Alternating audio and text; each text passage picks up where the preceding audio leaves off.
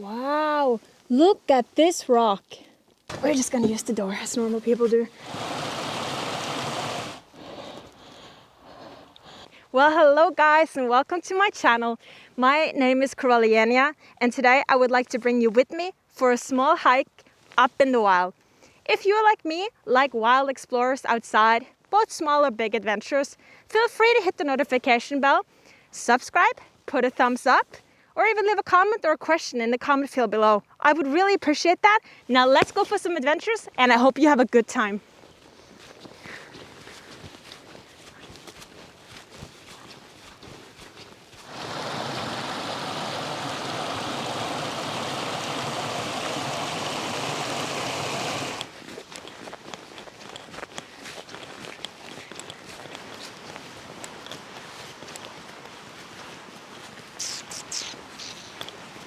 We came out of the forest and we have a beautiful small little stream here. Everything around it's icy. It looks beautiful. Almost as tempting as going and taking an ice bath in it. Would you have joined?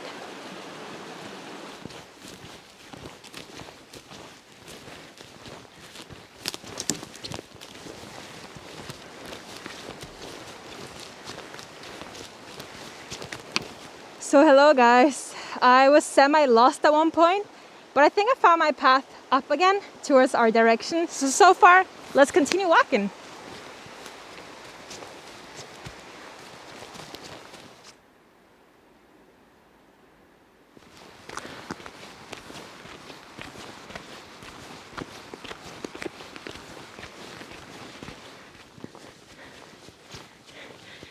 Wow guys. Look at the snow and look at the frost. It makes everything so mystique and magical. But what are we actually here for? Come join me and let's go to the top and I will tell you while we actually enjoy the view. So, today we will visit a spot positioned deep into a valley in the wilderness somewhere in Scandinavia. In front of me, you can see the valley. Here we will find a natural stone screed that was used by approximately 80 to 100 locals as a secret hideout spot during World War II. I just wanted you guys to get a small indication of where we are in the surroundings. Right now, we're sitting at this mini mountain and in front of us we have the village or the city. We have a main road. We have a river, small lake in the middle here. And our main goal is here, the secret hideout in the stone scree, surrounded by big mountains, forest, and more mountains on the other side. Now, near the start of April 1940, the small village near this location was an important place for the German forces, and they wanted this place super bad. This was because it was a strategical military point for their enemy. Now, as the civilians were expecting a main attack, they were then encouraged to flee over the fjord or to seek shelter and stay safe. Now, some of the civilians even went into the woods with their tents, but that was sooner or later experienced as really cold and unsafe. Locals then decided to cooperate together with the knowledge they had about their environment, and then they got an idea of going up in the mountains to this huge stone scree to temporarily integrate themselves there. Now, how long did they stay out there? They actually stayed up there for 3 days while the German Air Forces was attacking military areas around. Well, we are going a bit down because we actually took a wrong turn, but that's okay. We do mistakes and we can always correct them when we are about... Almost fell. It's okay. That's what we do. We are outside and we're all having fun. You just gotta pick yourself up again and continue the walk.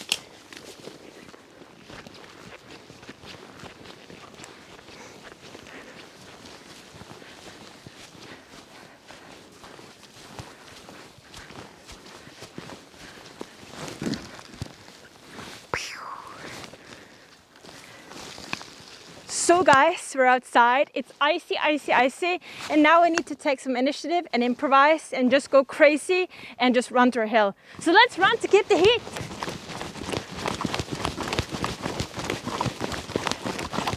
Just gotta continue walking and walking until we get there. It's kind of nice also because you get kind of warm when you have to climb and do a lot of stuff, so it's just good. Guys, some of you might even be wondering, like, why does it take her so long to get up something like that? Well, I will tell you, everything is covered in ice. I encourage you to put some shoes on, get out. It doesn't matter if it's -17, -3 or +degrees. You get your little sweet booty out and you move it. Because that's what it's all about. Get out there, gain some adventures and a lot of experience that you can use later on. So let's go! Big rocks, big chunks of rocks. And you can still, all the way up there, you can still hear rocks falling. But of course, from a longer distance. Oh, we're getting so close, guys. I actually think it's this one. Wow, look at this rock. Look at that, guys. That's the rock. There's infrastructure in there. You can see some of the facade has been touched by human activity from before. And yeah, this is the valley that I'm talking about. Down there, in this city down here, that's where the Germans took their strikes. And the people up here actually had it quite peaceful. Guys, I don't even know if I'm going to use the door or go inside here. We're just going to use the door as normal people do. Now let me softly take you through the whole area. This is the right side of the whole system. You can see how the roof varies in height. The big middle area, probably with the fire area also. And all the way in the back there's an exit. It's huge. Now here we have a small view over the back part of the down area. You can see that there's a small build up there with a small stairway leading to the exit in the back. They have several openings leading the sun rays in. Probably smart also because they need the light at that point. And then we have the view over the main entrance. Amazing that 80 to 100 people could fit in here. Then we have this small little stairway that probably all the kids and the grown-ups used to run up and down, up and down. This is just a short view over from the top, looking down towards the main entrance. You can see how the roof varies in length from the floor. And probably in the middle, do you think that they will actually have a fireplace right there? I think so. And then you have the opening in the rock here, letting all the sunlight in. Even saboteurs and people joining the resistance movement against the Germans, they also were up here.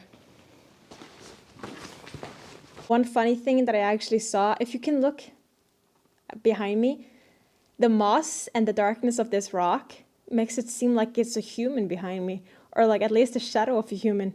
So that was a bit spooky when I figured that out. What do you think? And in front of us here, we can see the stairways leading to their backup exit. So guys, this is the rock. It is approximately 30 meters long. It is 14 to 50 meters in width, 7 to 8 meters in thickness. And the room that the people used to live in here, approximately 150 square meters. That is a little place for a lot of people. They did the best out of it in their situation, but that does not look comfortable. But they did what they had to do, and despite all the hard contrast of the past, it looks nice here. Have you also thought about another thing? Pretend that you were sleeping here while the attacks were going on down there in the city, in the valley. You're also behind a big mountain. Now, how do you think the sounds would be? That would be extremely loud and really uncomfortable for the people here, just trying to have a safe and calm mind in the middle of a mess. So guys, let's continue and let's actually take a look at the view over here. Look at this view. It is so beautiful. Super frosty, icy. All the waters are filled with ice. The middle area that is colder than everything else, super, super white.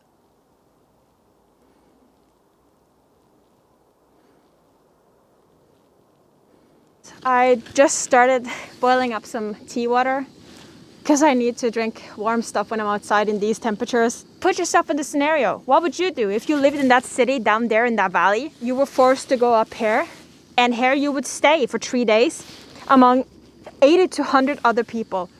What would your thoughts on that be? Would you have done it, or would you have found a different solution to that problem? I feel like for me, I would probably have accepted and just did do that, because it feels calm up here, and I always trust nature in general. But I also heard that the youngest person to be up here in the rock was 7 years old, or kids down to the age of 7, and the oldest person I think was said to be 82.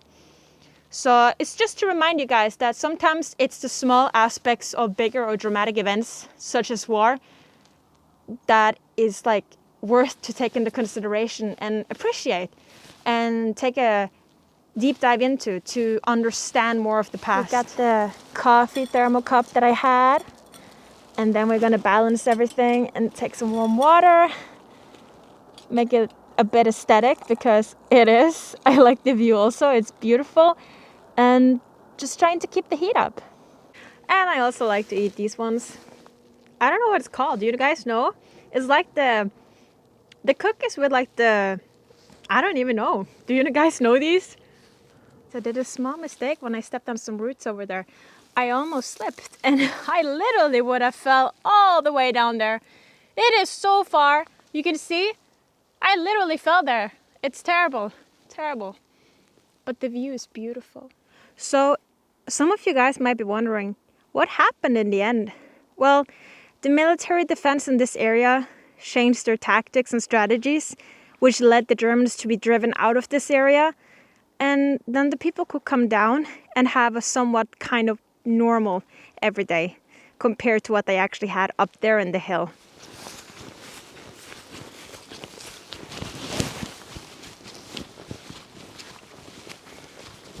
Now this is the end of our small hike. We're back again at the frozen waters.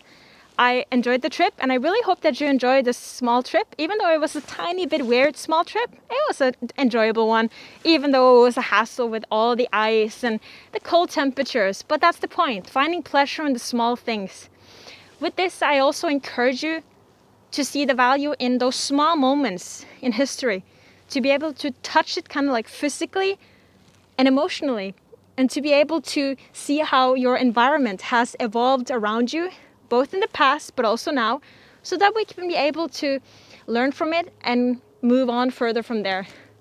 So I am looking forward, if you want to join me in the future, for small or big adventures. So thank you all for watching, and I will see you next time.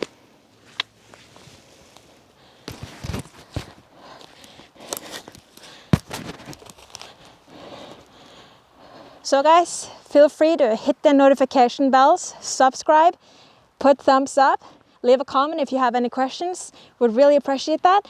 And I'll see you until the next crazy adventure. Bye!